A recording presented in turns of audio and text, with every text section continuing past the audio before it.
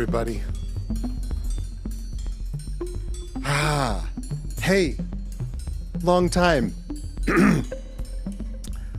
Thanks for coming to our stream today. Lovely to see you here. Let me see who's here and say hi to Raymond Helfrich, who's here. Excellent. I don't know, are you having fun yet?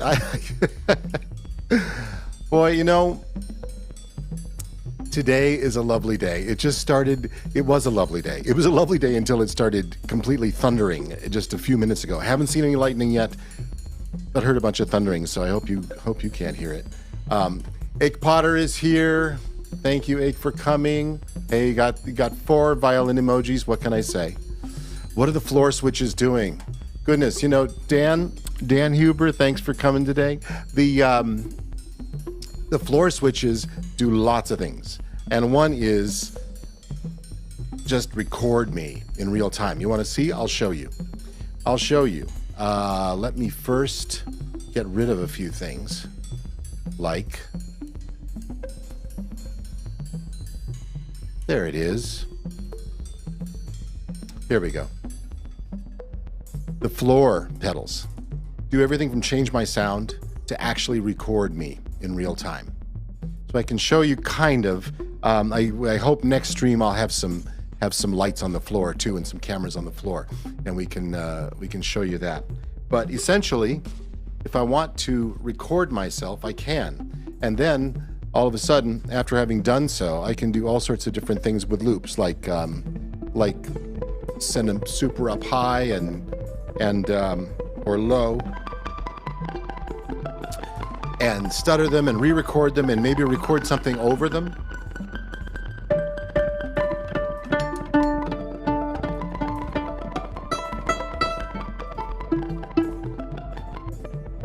And send them back down. So that's one thing that my floor switches do. And the other thing that they can do is clear it all out and just leave me a chance to completely change my sound. So that's that. Keith Harrison says, welcome back, Todd. Thank you so much. Thanks, Keith. Wow. Trying to see, Isabella's here saying hey to Raymond. That's great. Nick Pavlinak here. Thank you so much, Nick, for coming. Yeah, so we do loops and we do all sorts of sonic changes. Thank you for your good wishes, Nick. Yeah, we were under the weather for a little bit, Isabel and I both. So yeah, we are back. But most importantly today, I want to introduce you to my co-conspirator, my colleague, my partner in crime.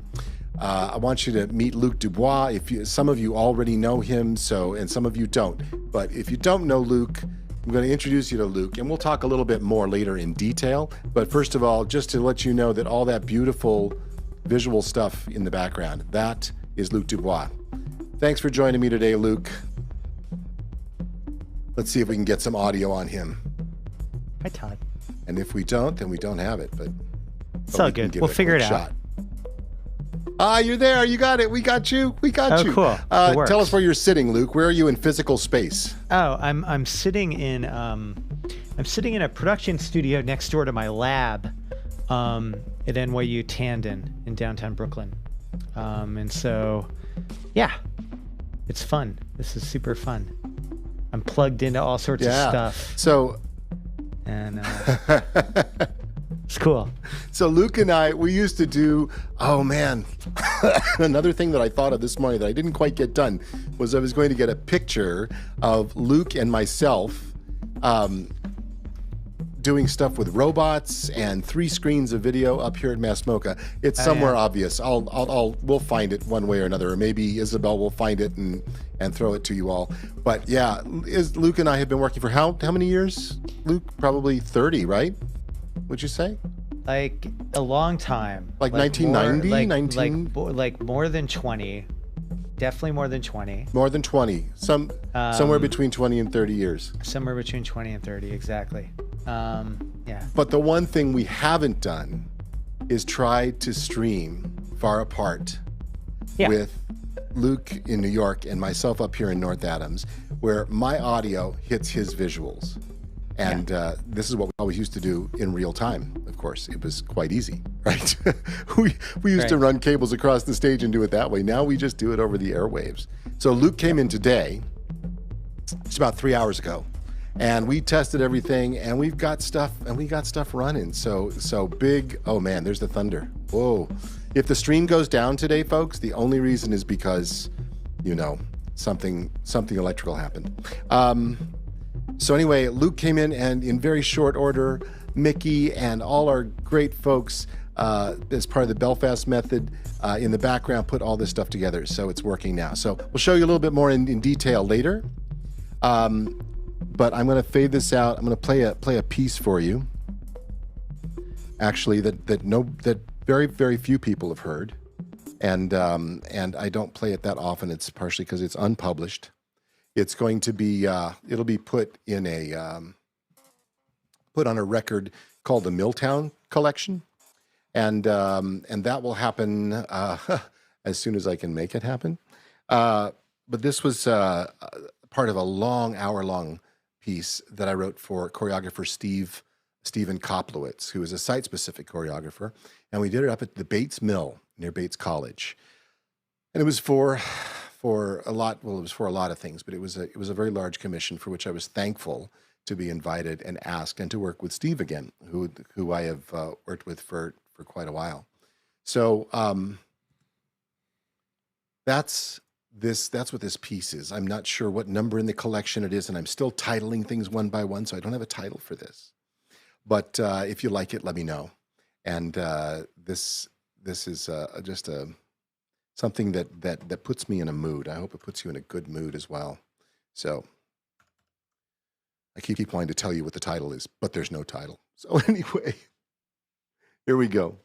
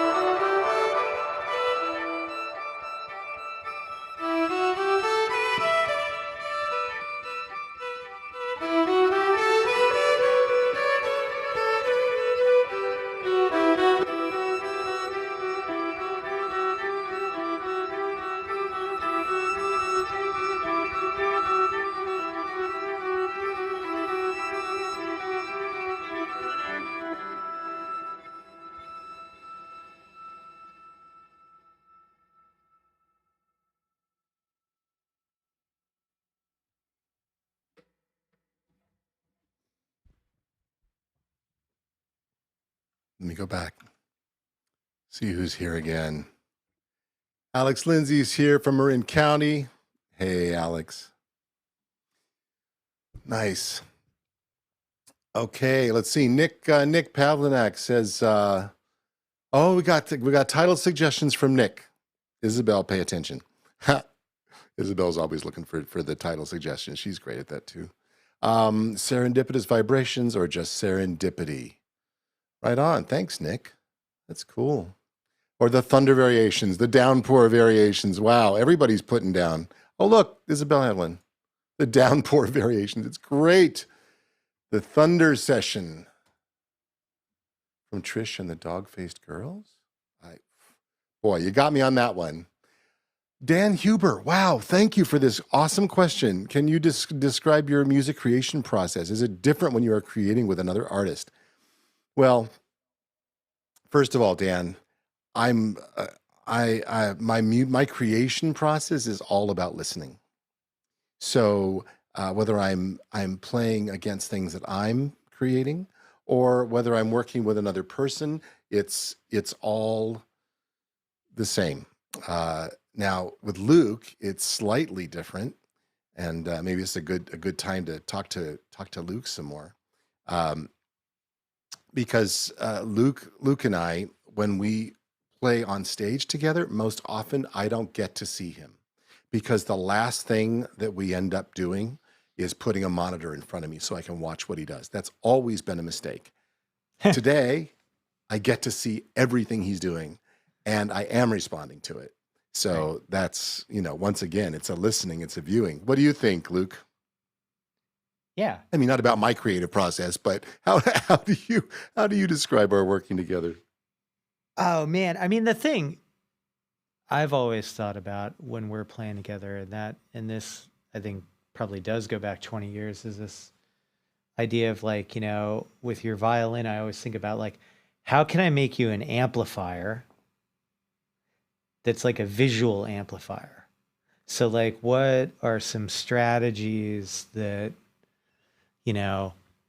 make what you're doing really big or really grand, but it's not, it's not like a Marshall stack. It's like a projection, right? And what can I do to visually embody the music that you're feeding in? And so, I don't know. I have like, I can sort of walk through the couple little things we're using today, but but the basic shtick is just my computer's listening to you, and sometimes it's analyzing things that are kind of complicated. Sometimes it's really just how loud are you, right? And then I'm creating these graphics, and when you and I play, sometimes it's all graphical. We've done stuff where it's all cameras, right? We've done stuff in between. I like doing this stuff with cameras when we play live. This is an interesting thing to talk about, like in the world of like performing online from the intimate space of your home, is like it fixes the thing that historically was why we put cameras on stage, right? Do you know what I mean? Like we Right. we used to put cameras everywhere so that the audience, like 30 feet back or whatever, could see what your hands were Right. doing, or what your feet was doing, or what you were doing on your laptop, or what you were doing with your hardware or whatever, right? Right. And so now you have this whole independent apparatus to give that insight. So I can just kind of sit back and make pretty pictures, right? Right. Yeah. And it's kind of, and the way that the guys in the background are keying this as well is are you getting a whole bunch of reverb on my voice? Because I am all of a sudden. Maybe that's the thunder. They're kind of keying it on. They're keying my image out of it, so it's like keying the black background of your thing out. So it kind of the transparency on top of the screen, which we've never done before, right? Yeah. It's Or have we sort of always done it that way? No. I mean, Usually the sometimes we screen would is do separate. it. Usually the screen is separate, and then if you're in there at all, you're in there mixed in with the animation, or you're in there in a really weird way. So like like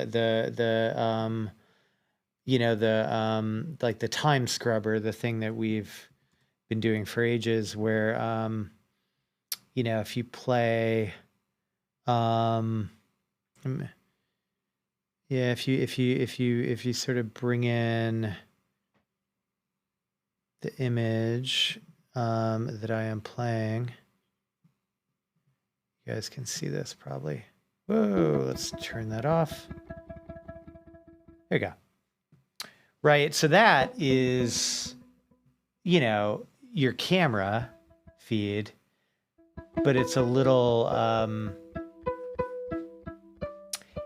unusual, right? And so all the strategies that we use, whether it's this or the sort of thing I started with, it was sort of springs. Keep making some noise, Todd, and everybody can see it. Yeah, like this thing, or the shape that I just had on, which I think I faded out. There it is. Yeah, this thing. Or the very first thing I think we made together, which looked something like this. These kind of floating birds. Yes, all of right. them. All of them are sort of detecting different things. The thing that I always think is kind of cool about the camera one. You can leave it. The thing that's kind of cool about the camera one is it visualizes your sound using time as a dimension. So it's got a buffer in it. So the way it works is you're seeing you split on the screen as different frequencies. And if something's really loud, you see now. And if it's really quiet, you can see like 10 seconds ago, 20 seconds ago, whatever it is. And so it's kind of, it creates these really like sophisticated interactions that don't, that actually aren't very sophisticated at all. Technically, like they're kind of, they're really simple, right? But basically it lets me look into the past while you play. And then as you play, it's going to jump around and different frequencies will show up, which is kind of cool. Right. Yeah, but that's, That's great. I mean, we should do some camera stuff for the end. That'd be fantastic. I can put it back. What else was I thinking about for you? Yeah, let's. Everybody in the chat, tell me if you'd like to see kind of under the hood with some of Luke's work, because we can do kind of a cursory look under the hood, if you don't mind sharing that, Luke.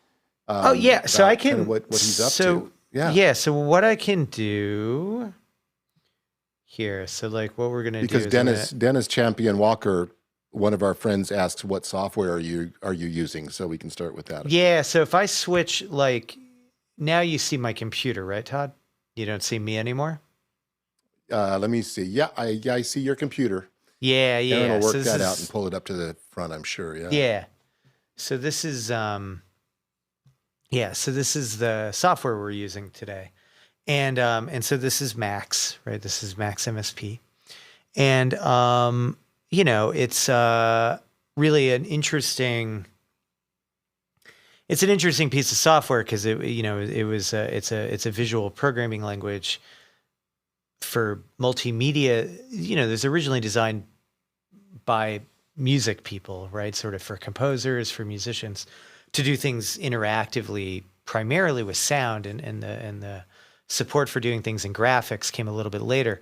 And so one side effect of that is unlike most VJ software or whatever, it has kind of unusually sophisticated tools for sound analysis. So if if I sort of turn on the springs, and if you see this sort of black window in the lower right, Todd, if you make some noise, you'll see some stuff. Yeah. And I can make that, let's make that kind of simple looking. Yeah.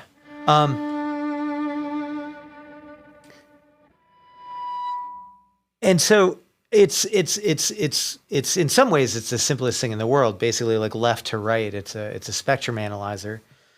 It's doing a thing called a fast Fourier transform on your sound, and I have it calibrated to the range of your violin, right? So instead of it being like the left-hand side is, 5 hertz or 10 hertz or something like that, it's in the high 100s, so it'll catch your bottom range, and then it goes all the way up.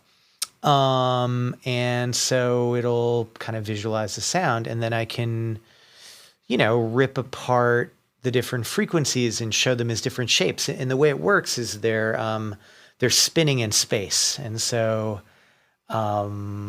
there's like a bunch of wheels, and each wheel is listening to a frequency, and the louder the frequency is, the faster it's going to spin. Right. So it's kind of like a little bit of a physics thing. And if you play for a little bit longer, like you can see, I can make it different shapes. I can make it look like a cube, I can make it look like a cylinder. So I don't know. And then, the other ones do the same thing. This one, which we were just showing in that last piece of yours, is doing something a little bit more complicated. It's almost like doing a potter's wheel, where the fingertip of, is the energy off your violin. So you can almost think of it like I'm etching a record, or I'm making a piece of pottery. Mm. And so if you play something now, if you play like a long tone, you'll see, you'll sort of see what happens, right? It'll look like a wave embedded into, there you are. Right?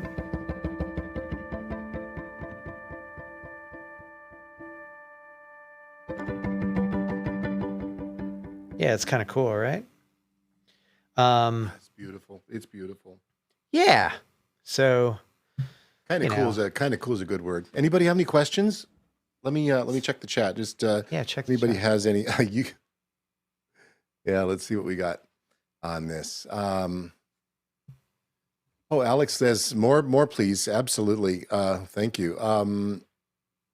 Let's see. What do we got? I think I don't have actually many more questions. Flood this chat with questions, folks, if you got them. And for Luke, because Luke in this kind of crew that I hang with every morning, that is behind the scenes doing this stream, and I salute them all. It's something called Office Hours, and we've been cracking our heads on Isadora quite a bit lately, both from a theatrical perspective. Also, my other favorite visual designer, Tlaloc Lopez Waterman, who's not here to have the conversation with us today. He uses Isadora and uses it on stage, of course, with projection mapping and everything else since ages. So we've been kind of cracking our heads on that one. So I would think that we'd get some questions out of here with folks, but perhaps not. Maybe we should just play a little bit. Yeah, let's play. Audio is beginning to break up on YouTube, so let's see. Let's see where we go. Thank you, Dennis. All right.